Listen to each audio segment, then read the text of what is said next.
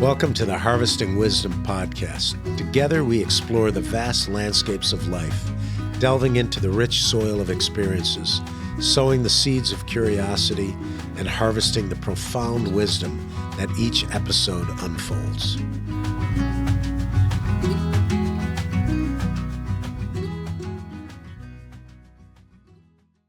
Welcome to another podcast of Harvesting Wisdom.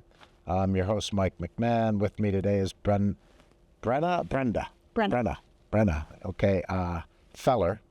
And we are at the Arizona Science Center in the big auditorium with the 70-foot screen. This place is very impressive.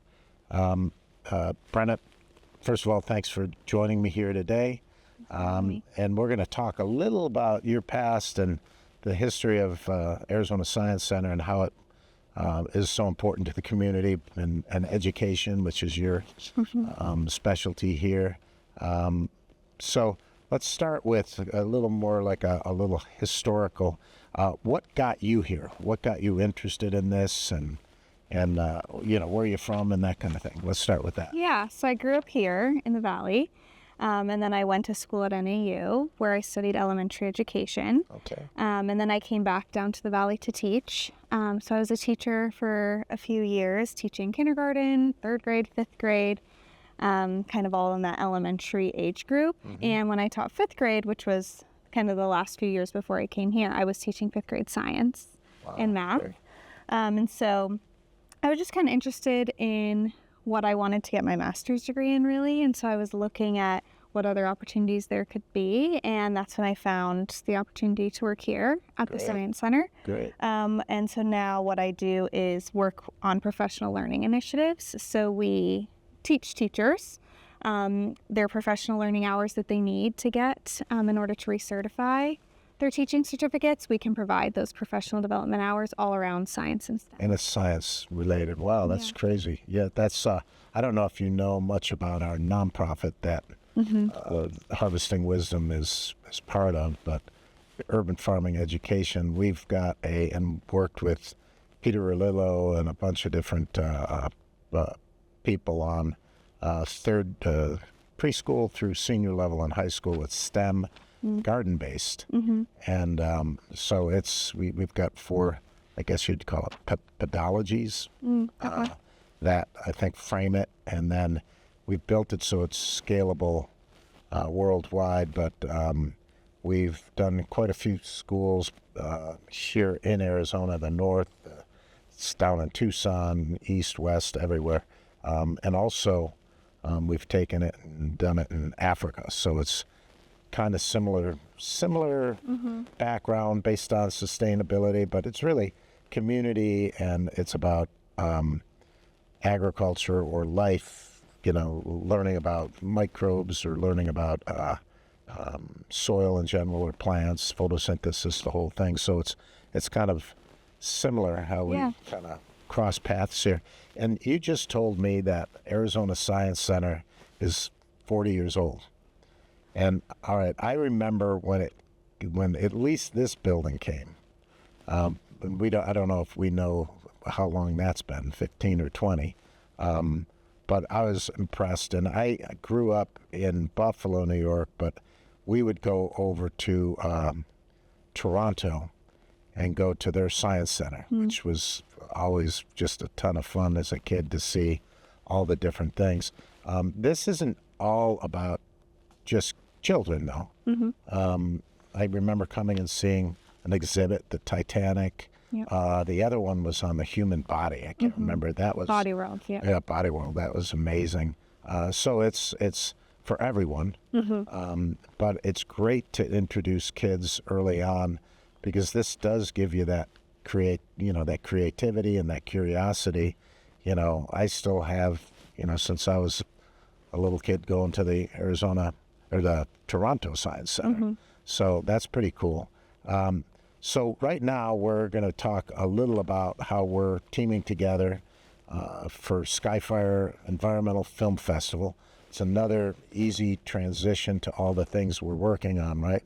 And we've got, I think, 185 films so far. Wow. That have come to us.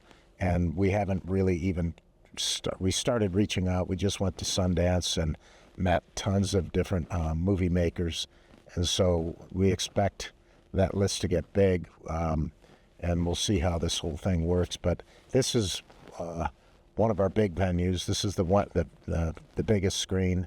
I think there's this, and the Mix Theater ASU is also letting us have in Mesa, and these are the two biggest theaters or screens, I think, in the valley. And I think, seems to me there's an IMAX up in Scottsdale. I don't know if that still exists, but so these, we've got, I think, 3 big screens, and then we're going to have a lot of smaller venues that are more intimate for activations and that sort of thing. But let's go into a few things. How did you come up with the idea of getting involved with Skyfire? Yeah, so we received an invitation. Our leadership was having some conversations with the leadership over on your team, and we're really just thinking about what great alignment there was, both with our mission, the fact that we're right on the light rail track, so it's easy for people to get to while lowering their emissions to get here. And then, of course, we have this giant screen theater that's a great place to host. Well, how about the idea of talking about environmental storytelling? We've got to select the film or films that'll be here, but obviously you guys are here already, and I don't even know the arrangements, but when people come, do they have a little bit of time to check out the Science Center while they're here too? I think that was kind of the idea. Because wow, that's like a 2-for-1, right? You come in, and I think there'll be probably refreshments or whatever, but the ability to come and look at everything. And then, that's, I think the film itself will be something selected that we'll probably ask you guys, hey, which one do you want? But again, it's about some environmental storytelling, right? So how do you guys do that here, by the way? How do you you're providing science, you're showing, and what I like about it is the tangibility of it all, right? You get to put your hands on it and see what's going on. How do you guys, how do you work with, I guess, new concepts or even old concepts with a new twist? How do you guys get involved with that storytelling? Yeah, I mean, for us, the storytelling of science is so important because we do a lot of thinking around science communication and how do we communicate with people about these really complex topics in ways that they can both engage with in a hands-on way while they're here and then also walk away learning something, even though they may only stop at that exhibit for a few seconds. Right. And so that's definitely something that we're always considering. And so, we have people that work on our floor. They're called our Blue Crew, and they do an amazing job of communicating science. They seem to really know to the public what they're doing, and in such a fun way. And they have a great way about them where they can, talk to a 2-year-old and then talk to, adults that join them as well about the same topic. And so we're really excited to host the films here because we just understand the power of that storytelling. How do you guys define sustainability?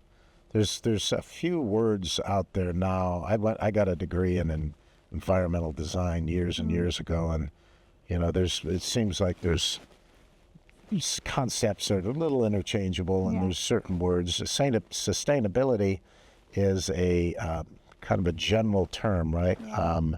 To make something sustainable is something you want to last. It's got to be, maybe not destructive. How do you guys see your part of being sustainable and how you're supporting sustainability in what you guys do and how you see the world becoming more sustainable? Yeah, I think for us, we really think about sustainability as kind of this journey that people are learning on, this learning journey. And so we really want to be a part of that. And so we find our role is really to help our guests ask questions and think critically about the information that's being presented to them about the environment, and then also for them to be able to find ways that they can take meaningful action that's grounded in science in order to make positive change. And we really want to show them ways that they can do that while they're here, so that they walk away understanding that there are ways that they can make meaningful impact. And if we all were to do those things, the collective impact would be amazing. Now when people come here, they think they're going to come for an hour or two and see some exhibits and leave. And people do that. And I've done that with my kids too. But then you do have, I think you called it your traveling program, exhibits and your permanent exhibits. But what else do you guys do? Do you do classes, or do you take, I think as a kid, I remember our entire class went to this. So how do you guys engage with students on that level? Do you do it on weekends or after hours, or mostly collectively with their classes? Yeah, so we have a variety of programs that happen here at the Science Center, and we really think about how we get as many students to experience science here as possible. So any schools that qualify for Title I funding, they can come on a field trip here for free. And then there's classes that they can add on to that. So whether it's in our makerspace or doing a dissection or something with our Science on Wheels team. And then we also go out to schools. And so we can bring the science to them. So if a school is 3 hours away and it's difficult with buses to get here for a field trip, we totally understand that. And so we bring science activities. Do you have like a little trailer that's loaded with lab tech equipment and all Yeah, that? we have 5 or 6 vans that That's we take amazing. all across the state every day. So obviously, if you're an educator, everyone knows about the Arizona Science Center, or at least you put out the word and that you're accessible Yeah. one way or the other. So, well, that's pretty cool. The what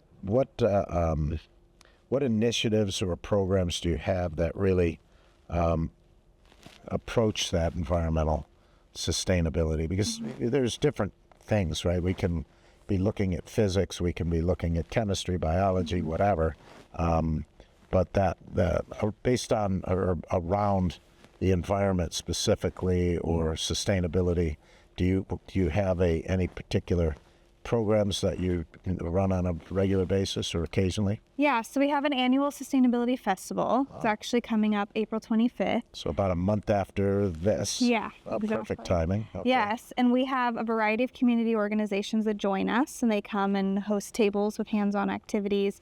We'll have hands-on activities, demonstrations, a lot of activations throughout the day. And we're really excited about it this year. We're going to focus on topics like sea level rising, composting, recycling, seed germination, carbon footprint, etc. That's all the stuff I do with my other company, soil company. Yeah. So So- maybe we'll have a booth you there. should come. Yeah. Yeah. So we're excited about that. And then we also have initiatives where we're reducing single-use plastic here at the Science Center. And then we're also gold certified for the City of Phoenix Green Business Leaders Program, which is really our commitment to continuing to improve our Wow. sustainability. So working with city leaders, whether they're in the general public or the school systems or even the politicians. So what misconceptions do people generally have when it comes to sustainability or the environment that you're seeing that are kind of current, I guess? Yeah, I think from our guests here, we find that a lot of people think that it's either too costly or too complex of a problem for them to really be involved in a meaningful way. And so I think that, that's something that we try to approach with any of our sustainability programming, is that they're really walking away thinking about what actions that are available to them and how big of an impact that has when it's done in a collective. And many people are taking those small actions because we don't want that to be a hindrance to people being involved. Yeah, that's the taking action rather than sitting back or being intimidated. Yeah. Being intimidated by the complexity of it or the concept that, oh, the world's falling apart and there's nothing I can do to help or whatever. And some things are simple science, right? It's just do your part type of thing. So that's pretty cool. And so you're doing a plastics kind of recycling or taking it off the street. We are partnering with several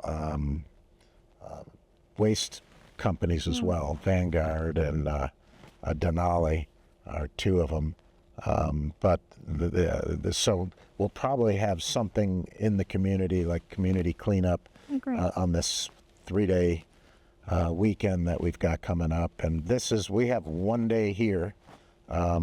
This would be a great venue for like an entire week, but we have one day here, one day in Phoenix. So we're hopefully going to spotlight, showcase Phoenix. It's great because we're so close to the airport, right? Yeah. The light rail is there. They can go up and down. They can go all the way through Tempe to Mesa and back, and all the things like right here in downtown that they have. But I'm glad that we're doing it here because it is kind of that twofer, right? It's like how great is it to connect science with the environment, right? The environment. When we talk about the environment, some of it is just the world itself and how it physically came about, and things that are nothing to do with man. But the whole idea that we interact with the environment on a daily basis, whether we get our food or mining for materials that we use or whatever. So it's the concept of tying it in tangibly with what you guys are doing here. And we'll have to look and see what if you've got any other programs going at that time, or any things that are parallel to the movies that get selected. We don't have a lot of time, but it's a lot of moving parts. So Definitely. We all live here in the desert, right? So we're going to have people from all over the world coming to see the film festival, and this is year one. I expect this to be ever expanding over the next several years, and we'll go into different cities in Phoenix, in Arizona as well. But we are definitely in a unique biome or area here in the desert. How do you see specifically solutions, or I guess how you guys are looking at the environment in our own backyard here in the Sonoran Desert? Yeah, definitely. I mean, I think growing up in the desert, you really learn resilience and that resources are finite. We have drought, limited water supply, extreme heat here. And so it really requires communities to be innovative in order to just survive in a desert environment in the first place. Yeah. And I mean, you can look years back and just see the amount of innovation that's happened here to make it livable in the Phoenix area. And so I think that that's something that kind of inspires some of our sustainability efforts, because conservation and sustainability is not optional when you live in a desert environment. Sure. It's really essential to surviving here. And so I think we see that innovation. Yeah, and that's what's great about us teaming up with ASU as well, because they are, I think, the #1 school in innovation. Right. And I mean, we're starting to see nothing that I'd ever expected when I moved here more than 4 decades ago. And when I finished my degree, I came, and Phoenix was definitely different. And I just was thinking of this actually this morning and talking about it, is when it rained, we had temporary bridges crossing, the river. And a lot of times you could not access Tempe unless you somehow went around and went through baseline. And at that time, if you went from the I-10 wasn't finished. So to get from California, you'd go through Buckeye and you'd take baseline all the way across. And from Buckeye all the way to Apache Junction was citrus trees, so in flowers, being grown. And so the landscape has changed quite a bit. Probably 100 years ago, farmers here worked out a deal with CAP water, and that whole hydrology science is amazing. And I think it's done very well in Arizona, how we look and monitor the uses of water and control that, how we watch for flash floods, and it's really actually controlled quite a bit better than when I was here, and our population is more than doubled since I've been here. So it's, more vehicles and that kind of thing. But, we're seeing a lot of things in Arizona, like the Waymo, Right. and I think they started here. Yeah. So I think Michael Crow is probably right. I think in this next 5 to 10 years, especially with the film festival like Skyfire, people are going to start seeing Arizona as being the leader in innovation, but also the leader in environmental and science. Because we're dealing with so much, and because we're in, I guess you'd have to be a bit of an extremophile to understand being in a desert. You're seeing that extreme. Where I come from Buffalo, New York originally, so I saw a different extreme. Right. But it is really kind of a cool thing that, and so with Skyfire, what we're really seeing is civic pride.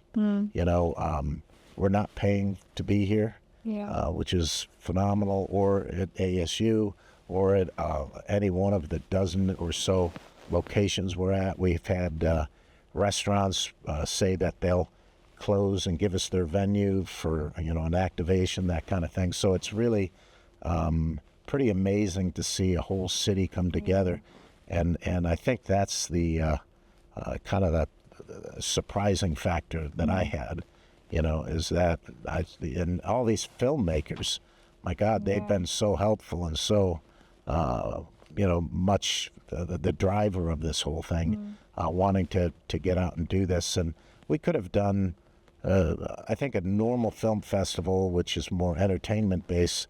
I think this thing here is going to really attract more people, and it's more in line with what we all do in Arizona. Michael Crow was talking about all the different businesses that are really developed recently around innovation and technology, and we're talking the microchips, which is another form of everything, communication and that kind of thing, and solar, all the different ways of approaching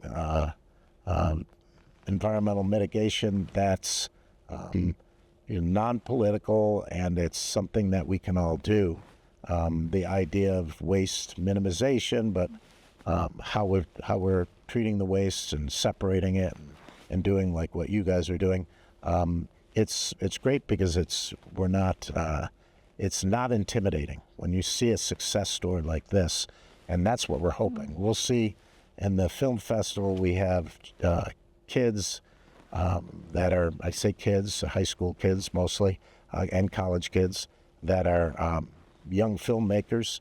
So we've picked films from all over the planet, and it's really kind of cool to see, and what drove them to do what they're doing. It's up to them, and I think it's kind of cool. It kind of resonates with, you were talking professional development. We do the same with UFE because it's to teach the children. We have to teach the teachers the tech. They don't need to be taught how to be teachers.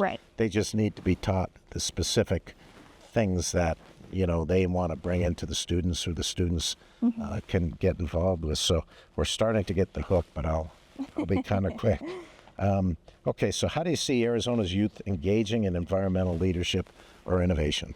Well, Arizona Science Center hosts the Arizona Science and Engineering Fair each year. And so this is where students that have won at a district or school fair, a science fair, come to compete at the state level.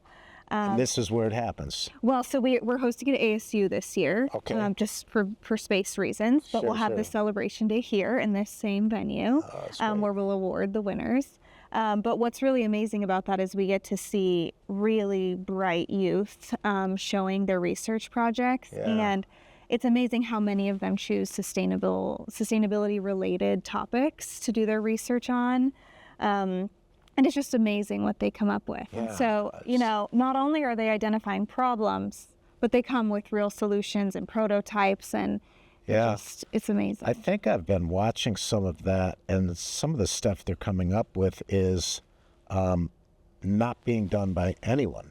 Adults, because we get into the reality of our world is that we're profit driven, and we have corporations, and then we have politics, and there might be budget cuts, or there may be whatever, right? Young minds aren't really restricted that way. They want to do what they're curious about, and it just kind of shows you the abilities for humans to overcome.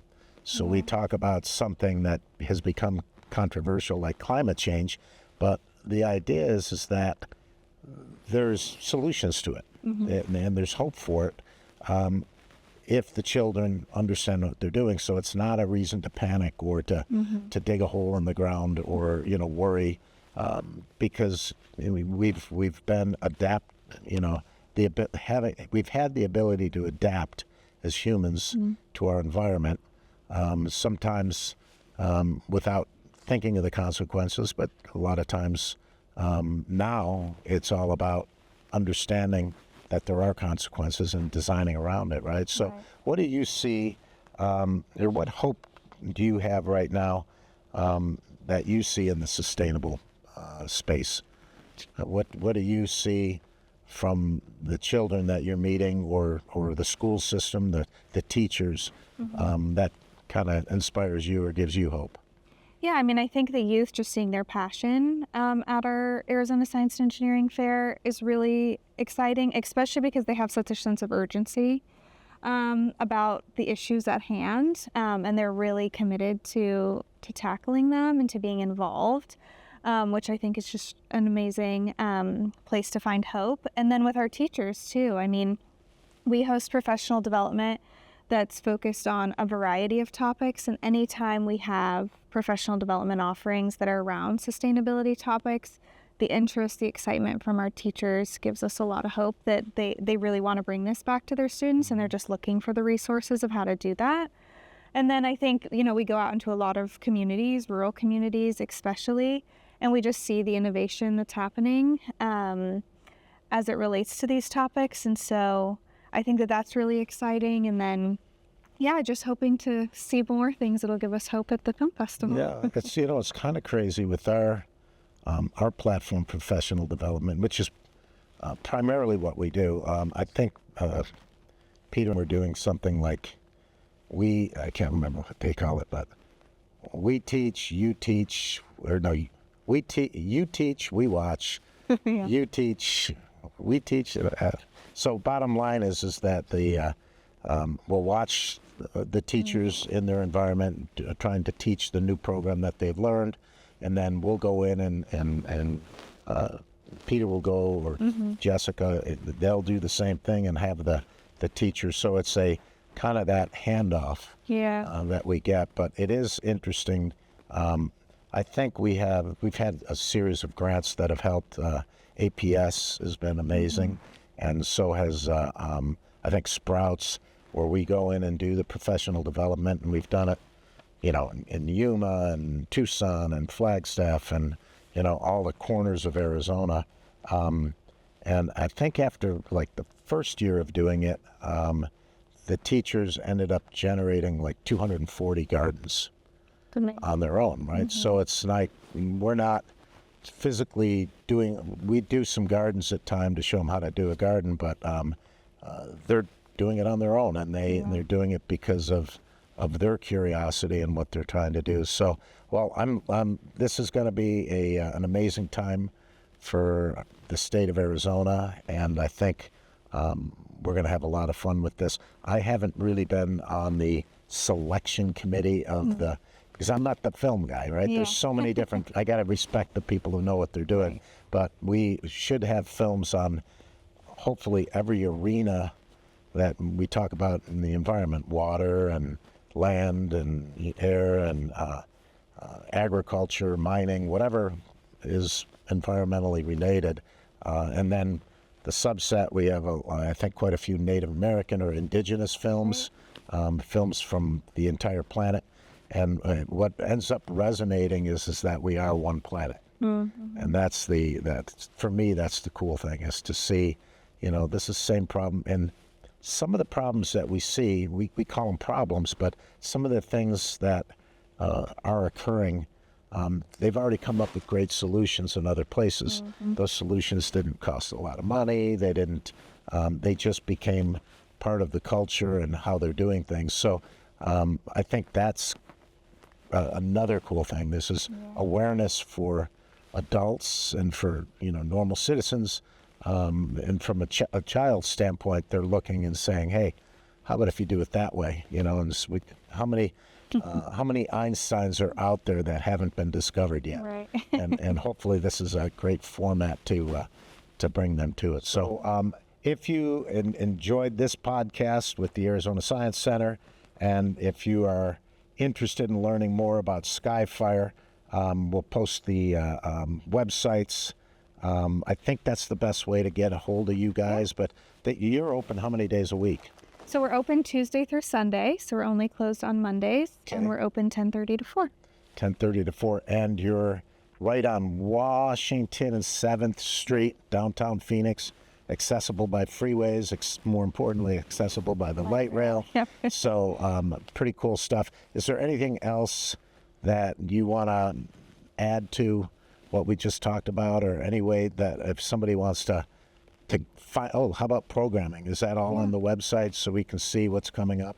Yeah, absolutely. We have our annual Sustainability Festival details on the website and a bunch of other upcoming events. We recently reopened our planetarium, which is now called the Dorrance Dome.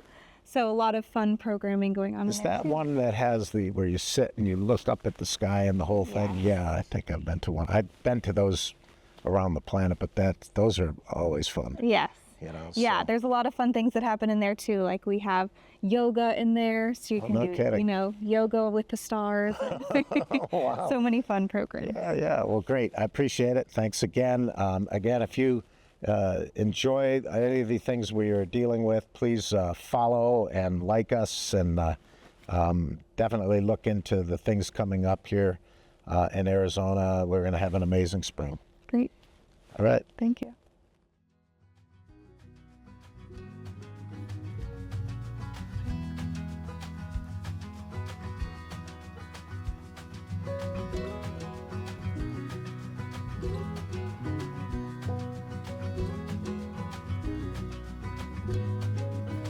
Thank you for joining the Harvesting Wisdom podcast.